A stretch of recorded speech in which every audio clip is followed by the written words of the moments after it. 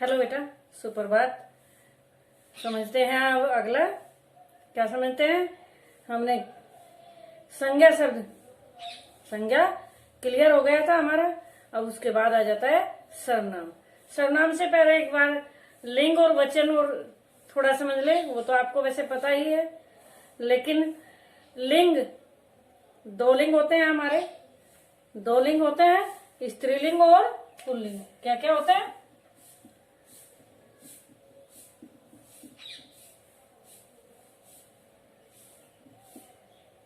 और दूसरा होता है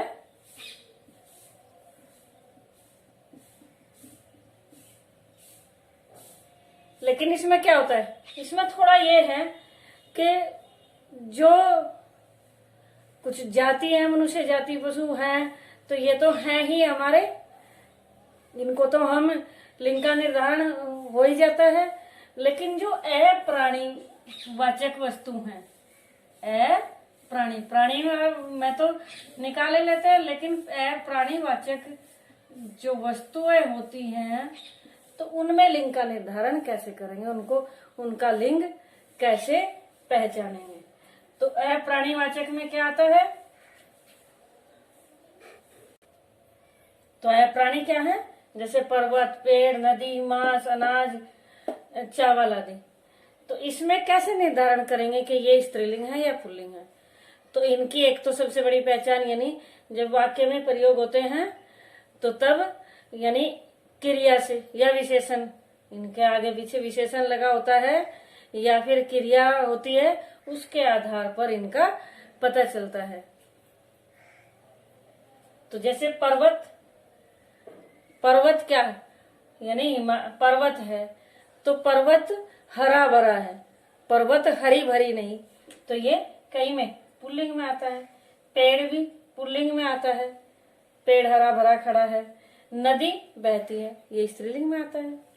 मास कौन सा महीना है, कौन सी महीना है, तो ये यानी क्रिया के अनुसार या उनका विशेषण आदि है, उनके अनुसार इनका परिवर्तन यानी महीने इनके लिंग का पता चलता है। लेकिन कुछ ऐसे भी हैं, कुछ ऐसे भी हैं कि जो इनमें उभयलिंगी, जबकि हमारे दो लिंग हैं, एक लिंग हमने कभी पढ़ा ही नहीं, लेकिन इसमें आ जाता है, वो थोड़ा पहले था उभयलिंग।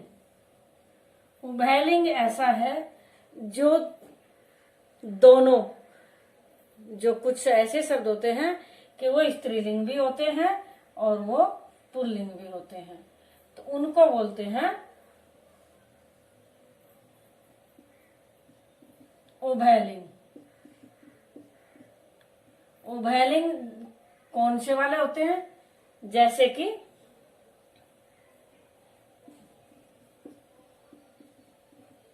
कोई पद है, कोई पद यानी राष्ट्रपति है, प्रधानमंत्री,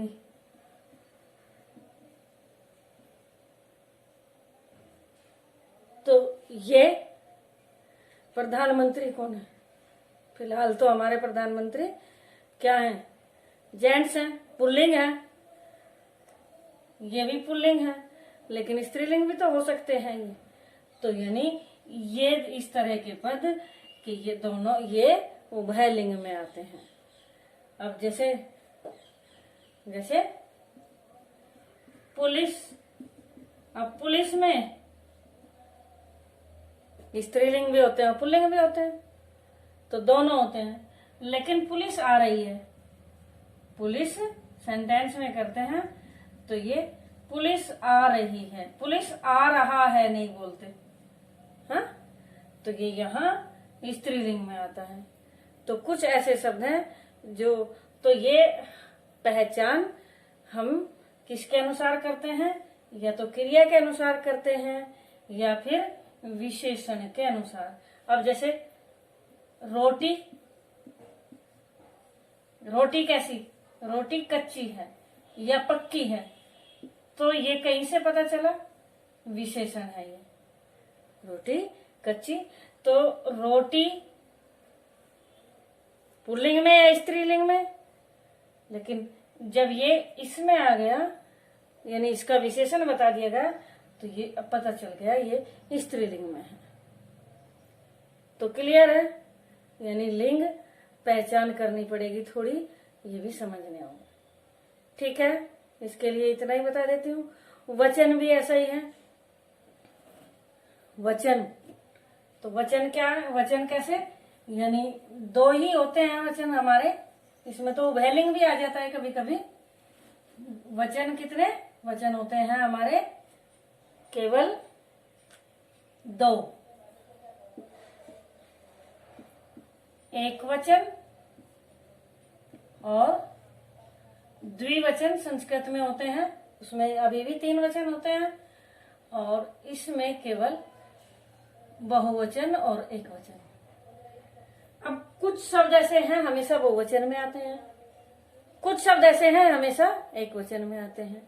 अब जैसे जो लिंग की तरह ये भी ऐसे ही है कि जो हमेशा हमें, यानी वस्तु से पता चल ही जाता है, प्राणी से पता चल ही जाता है कि लड़का खेल रहा है तो लड़का एक है।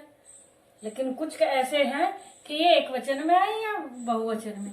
अब जैसे पानी, अब पानी एक वचन है या बहुवचन, तो पानी बह रहा है, बह रहा है, तो एक वचन है, ये एक वचन है। अब जैसे प्राण निकल गए, उसके प्राण पखेरु हो गए, निकल गए, हाँ, तो प्राण पखेरु हो गए, तो यहाँ प्राण बहुवचन में, हो गए, प्राण हमेशा बहुवचन में प्रयोग होता है, ये एक वचन में नहीं आता। जबकि पानी एक वचन में होता है, जबकि पानी बाल्टी भरा भी हो सकता है, ज्यादा भी हो सकता है। तो इस तरह यानी इनकी पहचान ये करनी होती है। एक वचन और बहुवचन दो ही होते हैं, तो इनके बहुत सारे ऐसे हैं। अब जैसे सभा, सभा जनता है, सभा बैठी है, सभा बैठी हुई है, सभा चल रही है, कुछ बातें सभा में हो रही हैं, तो सॉरी सभा, तो सभा कहीं में आया, एक वचन में आता है, सभा एक वचन में आता है। इसी तरह जनता, जनता खड़ी हुई है,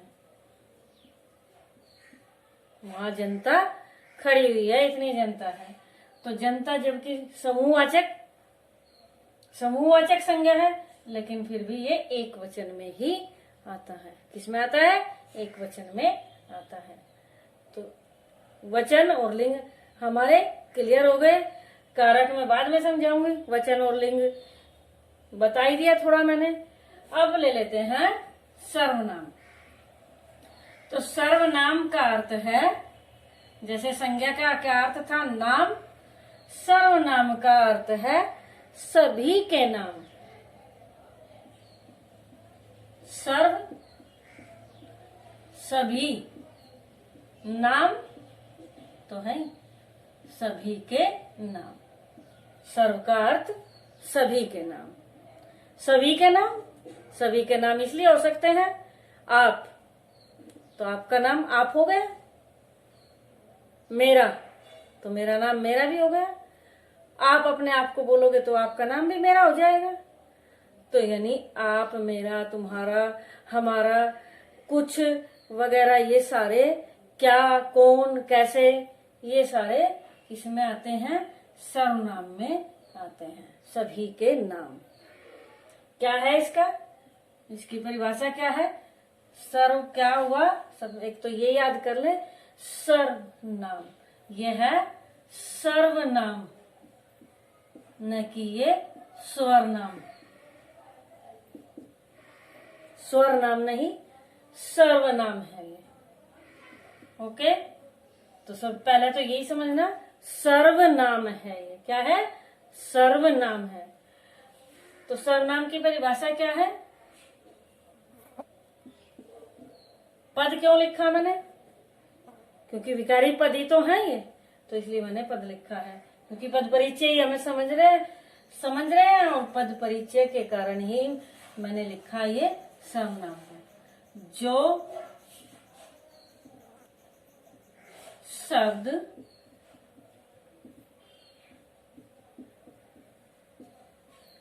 संज्ञा के स्थान पर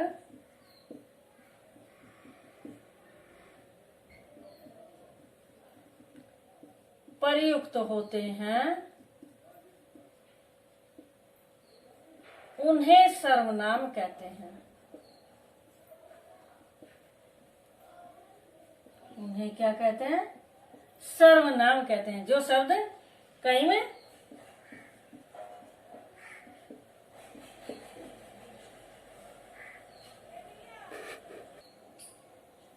जैसे क्या होता है, जैसे यह, मैं, तुम, मेरा, अपना, कोई, कुछ आदि, ये क्या है? ये सर्वनाम के उदाहरण है। ये किसके? सर्वनाम के उदाहरण है। अब सर्वनाम के भेद, अब सर्वनाम के, तो सर्वनाम के कितने भेद हैं? सर्वनाम के 6 भेद हैं। पुरुषवाचक सर्वनाम, निश्चयवाचक सर्वनाम, अनिश्चयवाचक सर्वनाम, प्रश्नवाचक सर्वनाम, संबंधवाचक सर्वनाम और निजवाचक सर्वनाम। अब इनमें क्या क्या अंतर है? तो पुरुषवाचक सर्वनाम पहला है पुरुषवाचक सर्वनाम। अब ये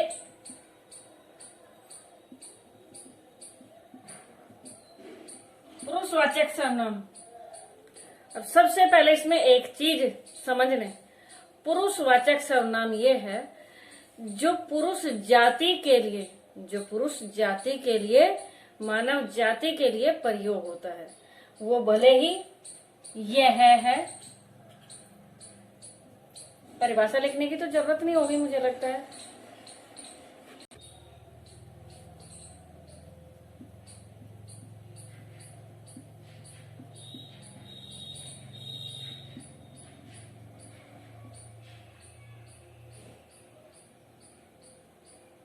तो यह वह भी भले ही इसमें हो, लेकिन मैं, तुम, वह, ये तो है ही। तो इसमें कौन कौन होते हैं? मैंने क्या बताया पहचान इसकी? पुरुष जाति के लिए, मानव जाति के लिए। वो ये नहीं कहा पुरुष जाति में मतलब स्त्रीलिंग और पुल्लिंग दोनों आ जाते हैं, स्त्रीलिंग और पुल्लिंग दोनों आ जाते हैं। यानी इसमें कौन कौन होता है? वक्ता, श्रोता और जिसके बारे में कहा जाता है। वक्ता, श्रोता, अन्य व्यक्ति। तो वक्ता, श्रोता, अन्य व्यक्ति होते हैं। तो ये वक्ता, श्रोता, अन्य व्यक्ति कौन हो सकता है? मानव जाति ही हो सकता है। पशु पक्षी तो नहीं हो सकते ना, कोई वस्तु भी नहीं हो सकती। हाँ, तो पुरुषवाचक के बारे में हम क्या कह रहे थे? वक्ता, श्रोता और अन्य व्यक्ति इसमें होते हैं। वक्ता बोलने वाला, श्रोता सुनने वाला, और जिस किसी के बारे में बात कही जाती है वो अन्य व्यक्ति होता है। वो कौन होता है? अन्य व्यक्ति होता है। तो ये 3 कौन हो सकते हैं? प्राणी ही हो सकते हैं। ये 3 कौन? प्राणी यानी मानव जाति ही हो सकती है, पशु पक्षी तो नहीं बोलते हैं। तो इसलिए ये पुरुषवाचक सर्वनाम की पहचान सबसे बड़ी यही है कि इसमें मानव जाति के लिए ये प्रयोग किया जाता है। और इसके, इनके अकॉर्डिंग, इनके अनुसार इसके 3 भेद बताए गए हैं। पुरुषवाचक के कितने भेद हैं? पुरुषवाचक के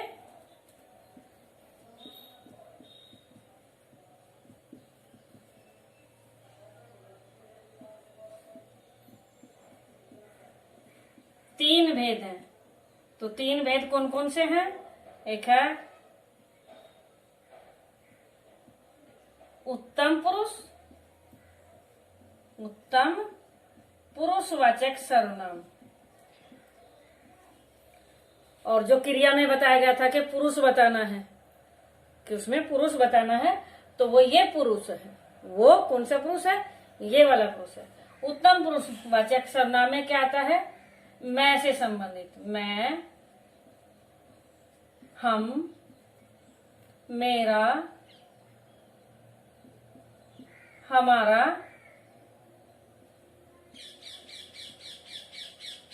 मुझको, मैं के जो भी मैं और हमसे जो भी संबंधित हैं, ये सारे उत्तम पुरुषवाचक सर्वनाम में। क्लियर हो गए? उत्तम पुरुषवाचक सर्वनाम क्या? जो मैं, हम, हमारा, मेरा, मुझको, ये इस तरह से ये सारे, इसके जो क्या है, इसके जो कारक हैं, ये सारे कारक हमने, हमारे लिए, मेरे लिए, मुझको, तो ये सारे किसमें? मैं से संबंधित हैं। तो उत्तम पुरुषवाचक सर्वनाम, उत्तम पुरुषवाचक सर्वनाम। और दूसरा भेद क्या है? दूसरा भेद है मध्यम पुरुषवाचक सर्वनाम। मध्यम पुरुषवाचक सर्वनाम। मध्यम पुरुषवाचक सर्वनाम कौन होता है? श्रोता, सुनने वाला। कौन होता है? श्रोता, सुनने वाला। जैसे अब आप सुन रहे हो, अगर आप बोलते तो आप वक्ता होते, आप उत्तम पुरुष होते, अब आप मध्यम पुरुष हो। तो सुनने वाला कौन होता है? सुनने वाला होता है मध्यम पुरुष। इसमें क्या आता है? तुम, आप,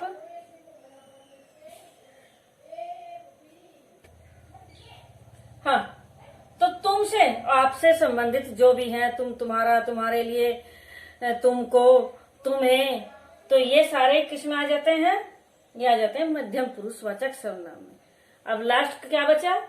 अन्य पुरुषवाचक सर्वनाम। तीसरा क्या है?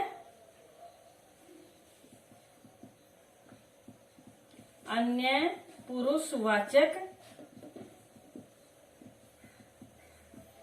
सर्वनाम।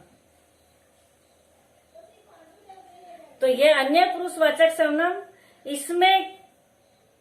इसमें आ जाते हैं बहुत सारे, जैसे वह, वे, इसके सारे कारक हो जाएंगे। उन्हें, उन्होंने,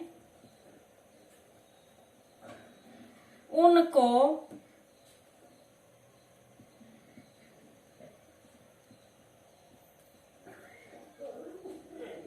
उसे, उसको,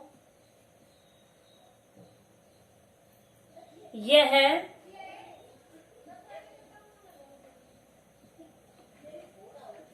इन्होंने। तो यानी वह से संबंधित जितने भी हैं और यह से संबंधित जितने भी हैं, तो ये सारे किसमें आ जाते हैं? ये आ जाते हैं अन्य पुरुषवाचक सर्वनाम। तो पुरुषवाचक सर्वनाम क्लियर हो गया? पुरुषवाचक क्लियर हो गया? क्या क्या है जिसमें यह, वह, तुम, यह, वह, तुम, वह, मैं, ये सारे आ जाते हैं। तो इनके उत्तम पुरुषवाचक में मैं और मेरा से संबंधित, मैं और हम से संबंधित। मध्यम पुरुषवाचक में आता है तुम और आप से संबंधित, और अन्य पुरुष में वह और वे से संबंधित, वह, यह और वे से संबंधित आते हैं।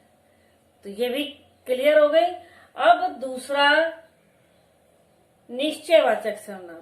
दूसरा क्या है? निश्चयवाचक सर्वनाम। तो निश्चयवाचक सर्वनाम में किसी व्यक्ति, वस्तु, घटना आदि का निश्चित बोध कराने वाले सर्वनाम निश्चयवाचक सर्वनाम कहलाते हैं। जैसे यह, वह, ये, वे आदि। यह, वह अन्य पुरुषवाचक सर्वनाम में तो आए ही थे, लेकिन वो इसमें भी होते हैं। अब जैसे यह पुस्तक, यह उठा लो,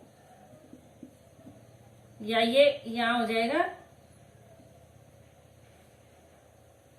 यह ही कर लेते हैं, यह उठा लो।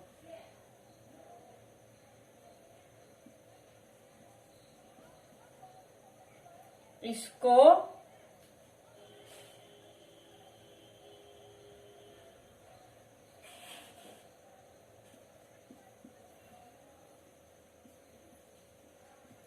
ले जाओ, इसको ले जाओ। तो इस तरह यानी यह, इसको, ये क्या है, यानी इसमें ये तो पता चल ही नहीं रहा ये प्राणी को किसी को ले जा रहे हैं या फिर ये किसी वस्तु को ले जा रहे हैं। तो जब ये नहीं पता, ये वस्तु भी तो हो सकती है, ये उठा लो, तो ये इसलिए ये निश्चयवाचक सर्वनाम। निश्चित है कि किसी व्यक्ति, वस्तु, घटना आदि का वर्णन हुआ है, इसके बारे में बताया गया है, लेकिन ये वस्तु है, निश्चित है, लेकिन वस्तु है या प्राणी है ये निश्चित नहीं है। जबकि पुरुषवाचक सर्वनाम में यह वह अगर होता है तो वो निश्चित वो ये होता है कि वो प्राणी के लिए कहा गया है, मानव जाति के लिए कहा गया है।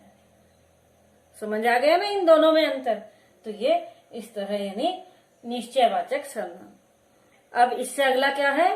अनिश्चयवाचक सर्वनाम। इससे अगला अनिश्चय। तो अनिश्चयवाचक में क्या होता है? किसी घटना, वस्तु या व्यक्ति के विषय में जब कोई अनिश्चय की स्थिति हो, जब कोई क्या हो? अनिश्चय की स्थिति हो, वहां प्रयोग किए जाने वाले सर्वनाम अनिश्चयवाचक सर्वनाम कहलाते हैं। अब जैसे मान लिया बाहर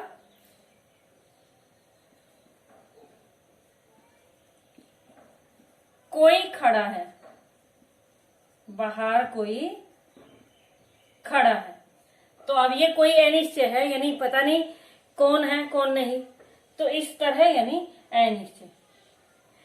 दाल में कुछ काला है, तो दाल में कुछ काला यानी कुछ काला क्या है ये नहीं पता, तो इस तरह यानी अनिश्चय की स्थिति जहाँ होती है वह अनिश्चयवाचक सर्वनाम होते हैं। जहाँ अनिश्चय की स्थिति होती है, यही नहीं पता होता कि वो कौन है, क्या है, कैसे है, तो वहां कोई कुछ या किसी भी हो सकता है, तो ये इस तरह के क्या होते हैं? इस तरह के होते हैं अनिश्चयवाचक सर्वनाम। अब इससे आगे प्रश्नवाचक सर्वनाम। प्रश्नवाचक सर्वनाम में तो आपको पता ही है क्या, कौन, कहाँ, कैसे, कब आते हैं। तो क्या है प्रश्नवाचक में? जिन सर्वनामों में से किसी संज्ञा के विषय में प्रश्न का बोध हो वे प्रश्नवाचक सर्वनाम कहलाते हैं। जैसे क्या, कौन, कहाँ, किसका, कैसे। तो क्या है? किसी संज्ञा के विषय में, तो वो वस्तु भी हो सकती है। संज्ञा तो सारे ही हैं, संज्ञा जो नाम है तो सारे संज्ञा हैं, तो उनके विषय में प्रश्न का बोध हो तो वे प्रश्नवाचक सर्वनाम कहलाते हैं। तो क्या, कौन, कहाँ, किसको, कैसे, तो ये क्या है? प्रश्नवाचक सर्वनाम है। ये प्रश्नवाचक सर्वनाम है। तो ये सर्वनाम फिर से मैं दोहराती हूँ, सर्वनाम वही होते हैं जो किसी के भी यानी किसी को भी कहा जा सकता है, हर किसी का नाम हो सकता है।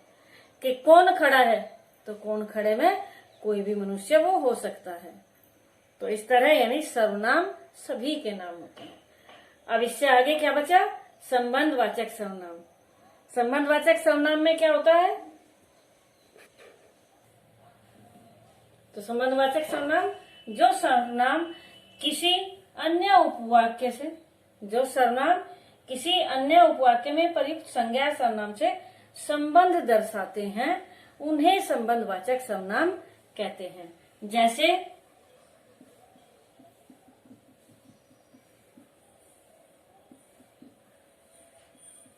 जिसकी लाठी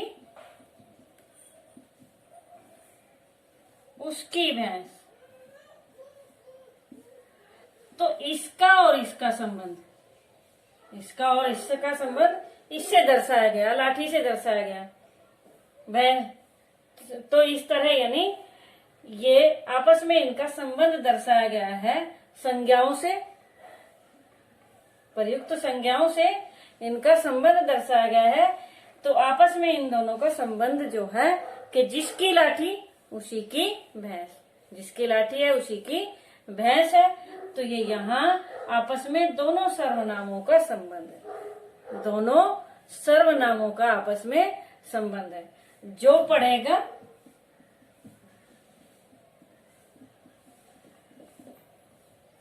वह पास होगा। तो यहाँ जो और वह का संबंध है। तो इस तरह दो सर्वनाम आते हैं और दोनों में संबंध जो होते हैं। अब जैसे दो सर्वनाम ऐसे नहीं कि यह मेरी पुस्तक है, यह मेरी पुस्तक है, दो सर्वनाम इसमें आ गए, लेकिन ये दोनों संबंध नहीं हो सकते। वहां वो मेरी संबंध कारक अलग है, लेकिन दो सर्वनामों का आपस में संबंध दर्शाया जाता है। दो सर्वनामों का आपस में संबंध दर्शाया जाता है, वही संबंधवाचक सर्वनाम होते हैं। क्लियर हो गया? तो निजवाचक सर्वनाम, सर्वनाम वाक्य में अपने सर्वनाम वाक्य में कर्ता के साथ अपनेपन का बोध कराते हैं, कर्ता के साथ अपनेपन का बोध कराते हैं, उन्हें निजवाचक सर्वनाम कहते हैं। जैसे अपने आप, अपना तो पहले से लग गया उसमें, लेकिन अपने आप या फिर स्वयं या खुद, यानी जैसे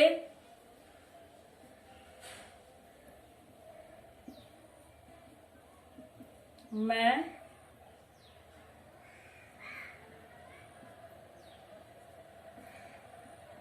अपना कार्य स्वयं कर लूंगा।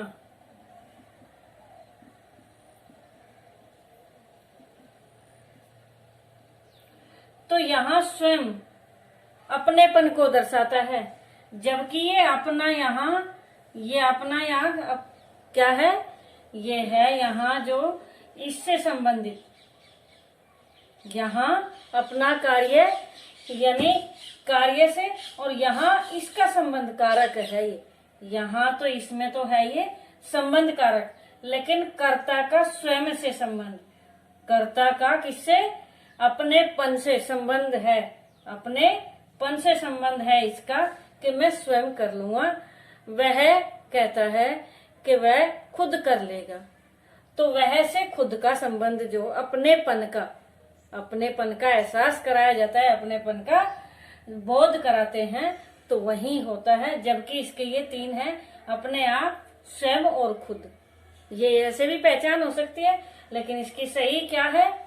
सही है सर्वनाम वाक्य में कर्ता के साथ में अपनेपन का जहां बोध होगा, कर्ता के साथ में। अब ये यहाँ कार्य का और अपना संबंध है, जबकि इससे कोई संबंध नहीं इसका संबंध है स्वयं से। तो यहाँ अपनेपन का जब कर्ता के साथ एहसास होता है या बोध कराया जाता है, तो वहां निजवाचक सर्वनाम होता है। तो अब कुछ संज्ञा और सर्वनाम दोनों के पद परिचय थोड़े करके देख ले, एक दो बता दूं ताकि यहां तक ये क्लियर हो जाए। ओके, अब इसमें सेंटेंस हो गया तुमने उसे क्या दिया। अब इसमें तीन सर्वनाम है, तीन सर्वनाम है। तो तीनों के सर्वनामों के पद परिचय अब बताओ जल्दी से, किसका कौन सा क्या पद परिचय होगा। तो तुमने क्या है? सबसे पहले पुरुषवाचक सर्वनाम,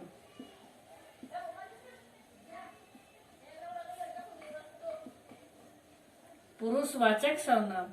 कौन सा पुरुषवाचक सर्वनाम है ये? उत्तम, मध्यम या अन्य?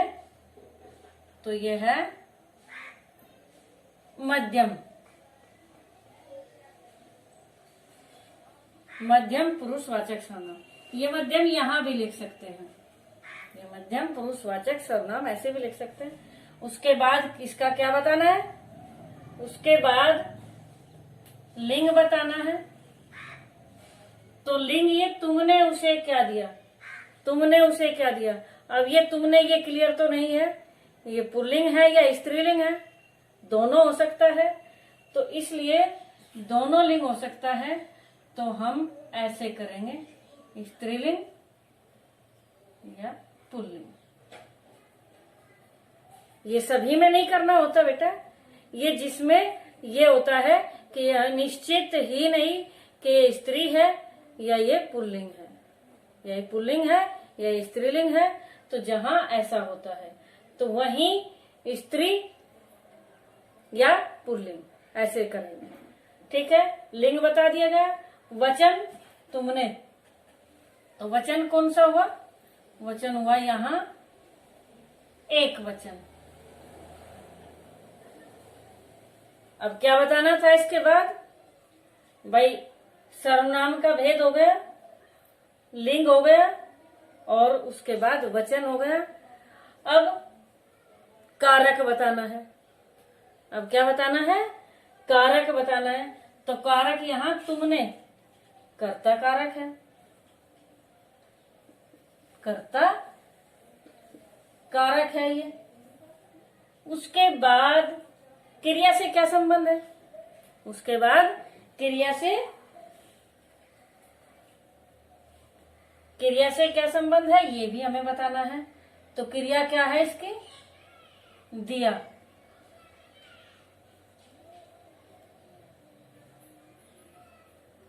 ये ऐसे करेंगे, क्रिया का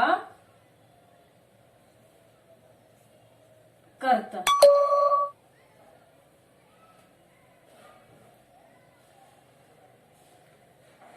क्या करेंगे? दिया क्रिया का कर्ता है ये। तो देखो, फिर से देखो, केवल इसका इतना बताया गया, पुरुषवाचक सर्वनाम मध्यम है, स्त्रीलिंग या पुल्लिंग दोनों है, एक वचन है, कर्ता कारक है, और दिया क्रिया का कर्ता ये है। उसके बाद उसे पुरुषवाचक सर्वनाम तो है ही, पुरुषवाचक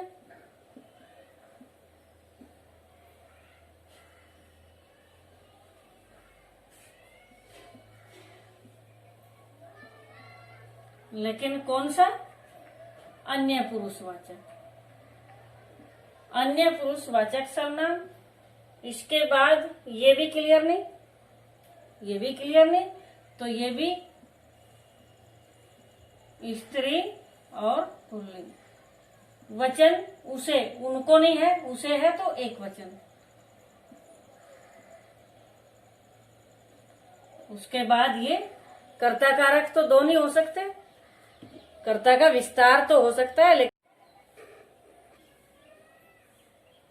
तो ये देखिए, उसे का अन्य पुरुषवाचक सर्वनाम स्त्रीलिंग पुल्लिंग ये दोनों हो सकते हैं, एक वचन और संप्रदान कारक। संप्रदान कारक का क्या बताया मैंने? केवल कर्ता और कर्म से संबंध तो दर्शाते हैं क्रिया से, क्योंकि उन्हीं का संबंध होता है क्रिया से, इनका इससे संबंध नहीं होता इतना, तो ये केवल कारक बताने होते हैं। उसके बाद क्या? पर्सनवाचक सर्वनाम है ये, और स्त्रीलिंग या पुल्लिंग है, या जब ऐसे हैं तो लिंग एक बार न भी लिखे, एक वचन और कर्म कारक, दिया क्रिया का ये कर्म होगा। अब संज्ञा शब्द का